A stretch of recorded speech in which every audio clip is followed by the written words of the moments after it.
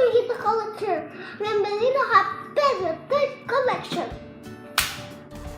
Pedro Toys Collection. Hoy tenemos una receta de galletas en microondas. Fácil, para toda la familia. Empecemos. Estos son los ingredientes que necesitamos. Una cucharada de mantequilla derretida, una cucharada de azúcar, no lleva una pizca de sal, 3 cucharadas de harina, un recipiente, una cuchara para revolver. Primero agregamos la mantequilla. Agregamos 2 cucharadas de azúcar. Y revolvemos. Una yema de huevo hecha.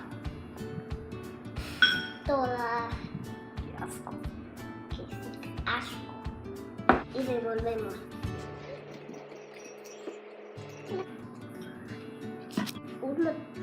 Una pizca de sal y revolvemos. Ahora 3 cucharadas de harina de trigo.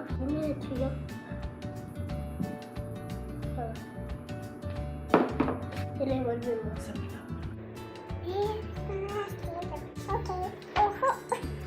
Mezclarlo así para que quede una masita.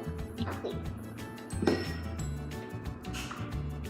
Ahora que lo tienes así, necesitamos que ponerle mantequilla y harina para que no se pegue. Ahora que tienes la mezcla así, vamos a poner unos pizquitos de azúcar y de chocolate en polvo. Ahora sí, vamos a llevarlo un minuto al microondas. Amiguito, está lista. Así nos quedó.